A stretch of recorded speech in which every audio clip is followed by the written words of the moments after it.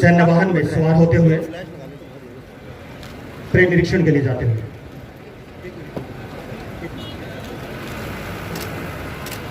उनके साथ ADGP Shri OP Singh IPS और parade commander IPS Kuldeep Singh 2019 batch. माननीय शादी के जश्न में रंग गए हैं। एक गरिमापूर्ण एहसास और माननीय मुख्यमंत्री महोदय अभिवादन करते हुए आमजन का जो आज कार्यक्रम में स्वतंत्रता दिवस समारोह को देखने के लिए पधारे हैं। सैन्य वाहन धीरे धीरे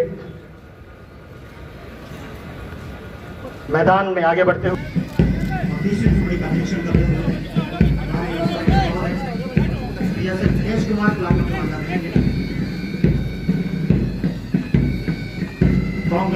कमांडो दस्ता कमांडो टुकड़ी इसका नेतृत्व।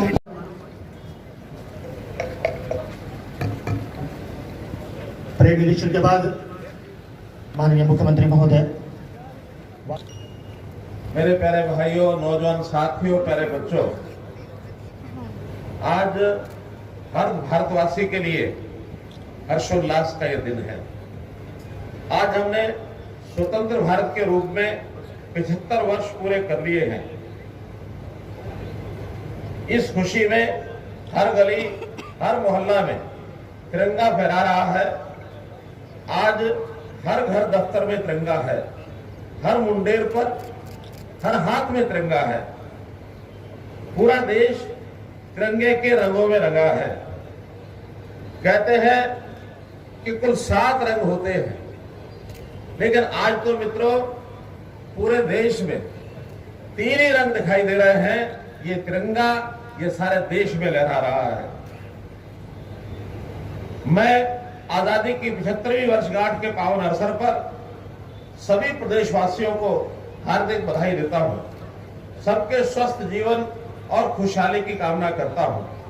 मुझे गर्व है आज वीरभूमि स्मारका में ध्वजारोहण का मुझे अवसर मिला है। स्मारका एक ऐतिहासिक कस्बा है।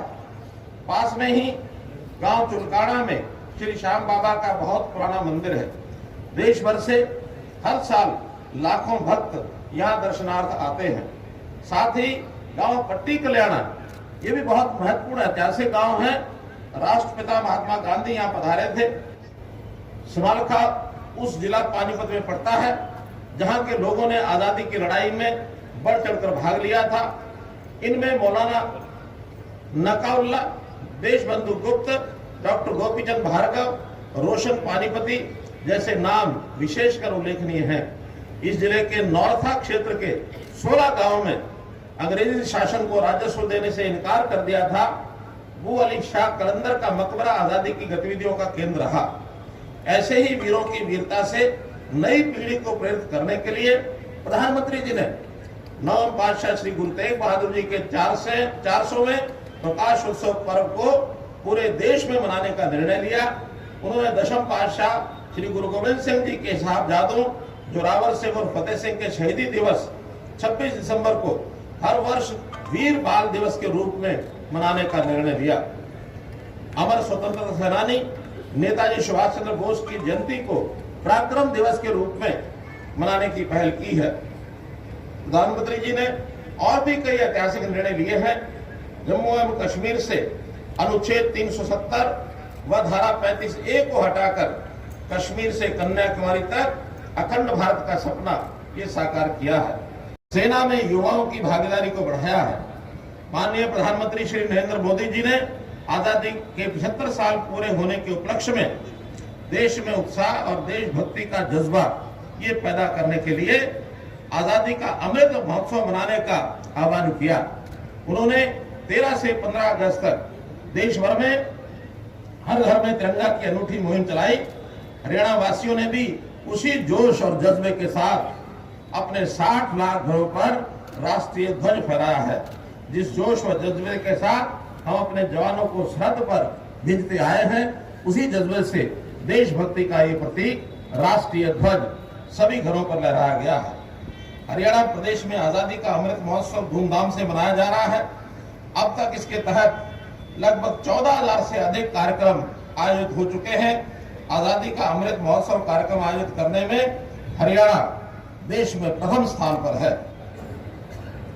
मुझे बताते हुए गर्व हो रहा है कि हरियाणा देश का पहला राज्य है जो पदक विजेता खिलाड़ियों को सर्वाधिक नगद पुरस्कार राशि देता है। कॉमनवेल्थ गेम्स के खिलाड़ियों को भी कल अर्थात 16 अगस्त को नगद पुरस्कारों से सम्मानित किया जाएगा। मित्रों, जिस स्टेडियम में आज हमारा यह कार्यक्रम हो रहा है, इस स्टेडियम की कमियों के बारे में मुझे बताया गया है और इन कमियों को बहुत शीघ्र दूर किया जाएगा ताकि इस इलाके के खिलाड़ियों को एक सुविधापूर्वक खेलों में आगे बढ़ने का अवसर मिल सके। हमने शहरी स्थानीय निकाय को भी शक्तियों के विकेंद्रीकरण के लिए कई कदम उठाए हैं।